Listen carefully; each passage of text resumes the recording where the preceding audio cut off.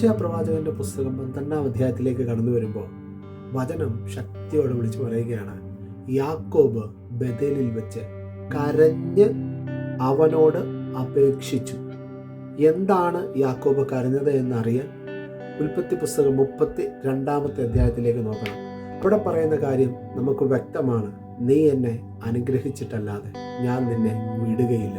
പലരും മല്ലുപിടുത്തത്തെക്കുറിച്ചൊക്കെ വ്യക്തമായി വരച്ച് കാണിക്കുമ്പോൾ ഇവിടെ ഇതാ പ്രവാചക ദൃഷ്ടിയിൽ കൂടെ ഹോശേയ നോക്കിയപ്പോൾ ആ മനുഷ്യൻ പറയുകയാണ്, ഈ യാക്കോബ് കരഞ്ഞു പറഞ്ഞു എന്നാ പറയുന്നത്.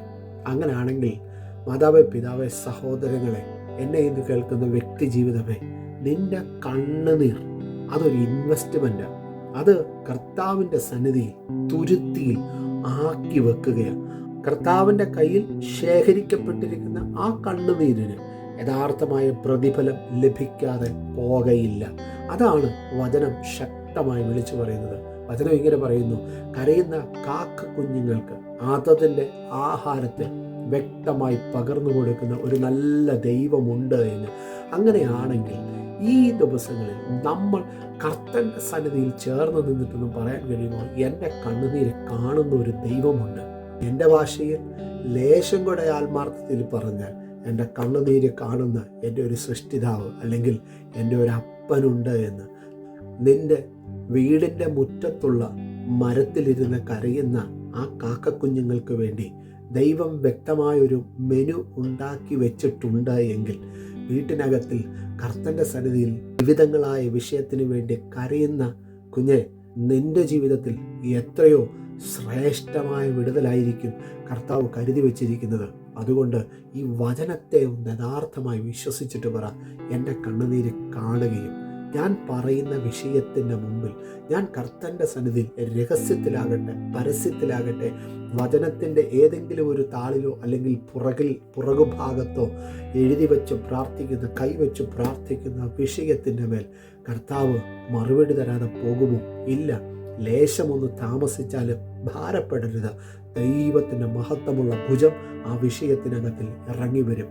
പുറപ്പാട് പുസ്തകം 14:14 മോശയ്ക്ക് വഴി മുമ്പിൽ അടഞ്ഞു കിടക്കുമ്പോൾ, ചെങ്കടൽ മുമ്പിൽ നിൽക്കുമ്പോൾ തനിക്ക് കരയാനേ അറിയത്തുള്ളൂ. പക്ഷേ ആ കരച്ചിൽ കണ്ടിട്ട് അപ്പൻ ഇറങ്ങി വന്നിട്ട് മോശയോട് പറയുകയാണ്, മോശെ, നീ എന്തിനാ നിലവിളിക്കുന്നത്? ജനത്തോട് മുമ്പോട്ട് പോകാൻ കൽപ്പിക്കുക. പിന്നീട് നടന്നത് ചരിത്ര സംഭവമാണ്. ഉലകത്തിൽ ഇതുവരെ കണ്ടിട്ടില്ലാത്ത ഒരു കാര്യം. സൃഷ്ടിപ്പ് നടന്നപ്പോൾ മുതൽ കിടക്കുന്ന ചെങ്കടൽ ഇതാ രണ്ടായി വിഭാഗിക്കപ്പെട്ടു.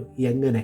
കരയുന്ന മോശയുടെ കരം നീണ്ടിരുന്നപ്പോൾ ആ കരത്തിൻ്റെ അരികിലേക്ക് മഹത്വമുള്ള ദൈവത്തിൻ്റെ ഭുജം അവിടെ ഇറങ്ങി വന്നു. അവിടെ അസാധാരണമായ വിടുതൽ വെളിപ്പെട്ടെങ്കിൽ കരയുന്ന ദൈവ പൈതലെ, കരഞ്ഞ് പ്രാർത്ഥിച്ച് ദൈവത്തോട് ചേർന്നിരിക്കുന്ന ദൈവ പൈതലെ, വചനം ശക്തിയോടെ അധികാരത്തോടെ വിളിച്ചു പറയുന്നു, നിന്റെ കണ്ണുനീര് വൃഥാവായി പോകത്തില്ല. നീ ലജ്ജിച്ചു പോകാൻ ദൈവം അനുവദിക്കത്തില്ല. നിന്റെ കണ്ണുനീരിനെ കണ്ടിട്ട് മറികടന്നു പോകാത്ത ഒരു നല്ല കർത്താവുണ്ട്. ആ കർത്താവ് നിന്റെ വിഷയത്തിൻ്റെ മേൽ അസാധാരണമായ വിടുതൽ അധികാരത്തോടെ കൈമാറി തരുവാൻ ഇടയാകും.